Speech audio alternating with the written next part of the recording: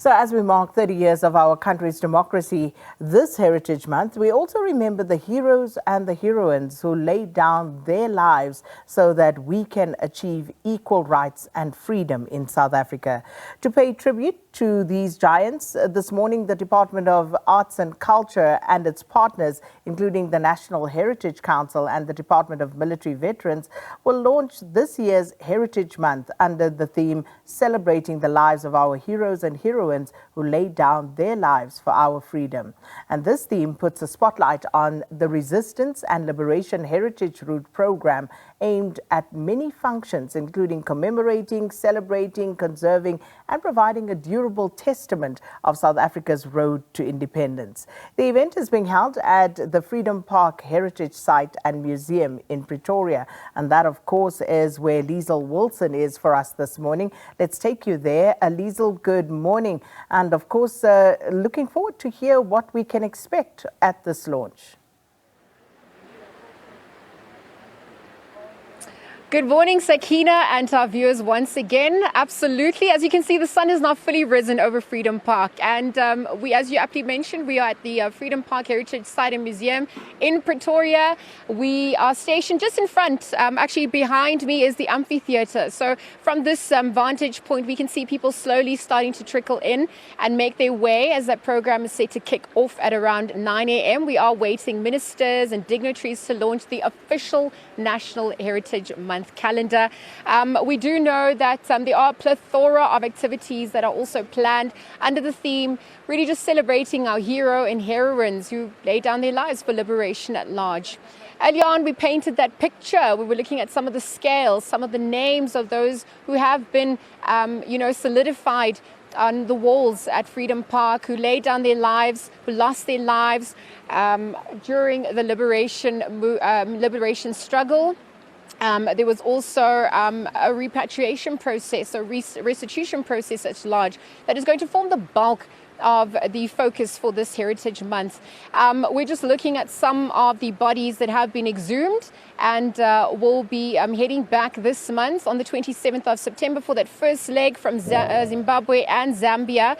And perhaps we're looking at those processes to date, what they entail since that policy was launched back in 2021. So for more on this, Kwezi Mpuwana, he is an advisory board member on repatriation, joins me this morning to chat a little bit further about it. Kwezi, good morning, and thank you for joining us here on the SABC at this hour. Good morning, and good morning to listeners. Absolutely, it's a glorious morning. We're obviously here to pay homage to those whose shoulders we stand on, and for those who obviously lost their lives. Since the policy was launched, the repatriation and restitution of human remains policy was launched in 2021, approved by Cabinet as well. Talk to us about that process that has been underway. Talk to us also about the consultation with families at large, the criteria that were used upon selection as well. Thank you very much.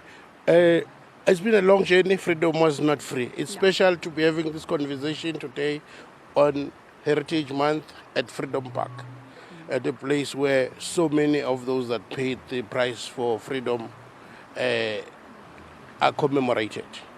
Now, even the policy process was long. There was a time when a lot of policy thinkers were thinking we should only be repatriating objects.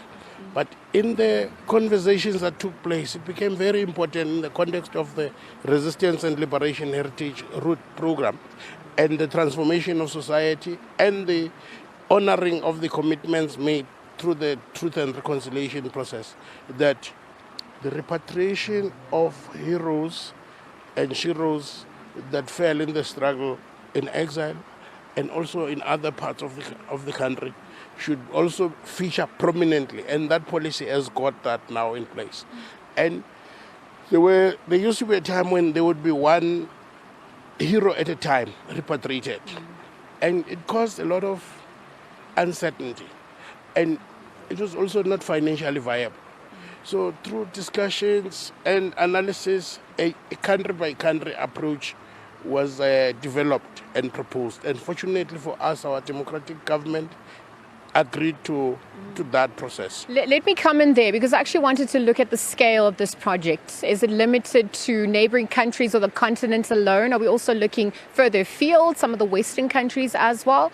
And perhaps also just looking at the scale, the relationships that South Africa obviously has with the various countries. How has that aided the project and overcoming some of the obstacles as well? Thank you. I mean, you must imagine that in the exile period, South Africans were scattered all over the world.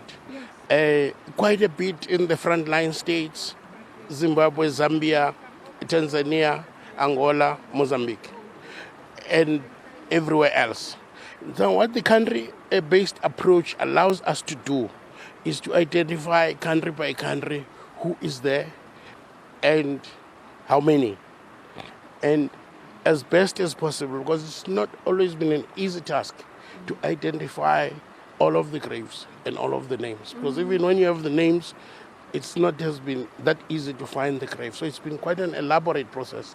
And there's been different levels of consultation by, especially within the framework of the presidency, interacting with the veterans.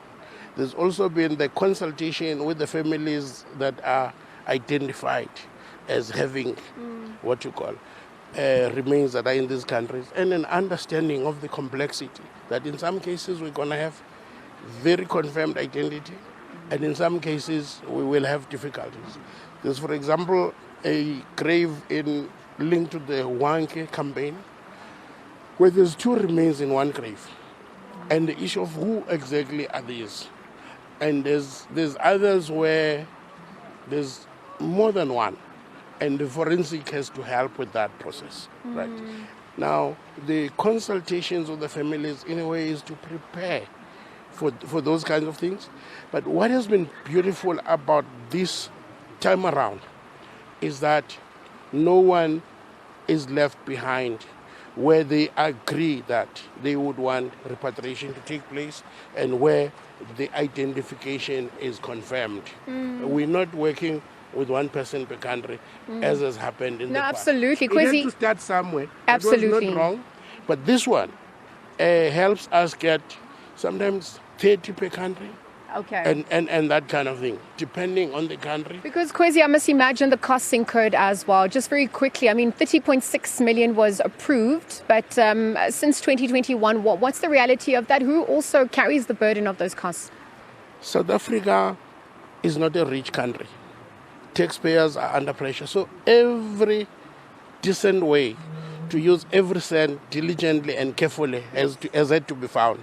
And that is why the use of the country-to-country approach, because once you have done all the identification and all the exhumation and all of the packaging, the cost of transport is one. The cost of the expertise that must consult with the host countries. Because remember, this exercise is not to break the relationship with those countries. It's to open a new chapter. And it has had to be done sensitively. And remember, there are all kinds of legalities, health issues, home affairs issues in this country and in the other country. All right, so Kwesi, we have run out of time. I'm going to leave the conversation there, but thank you for joining us this morning and for outlining those processes a little bit further. Kwesi Mpumana is advisory board member on repatriation, speaking to some of the processes that's set to unfold as that first leg of the homecoming is set to take place on the 27th of September 2024. This as we're edging closer to the launch of National Heritage Month that's set to kickstart just after 9 o'clock with our ministers.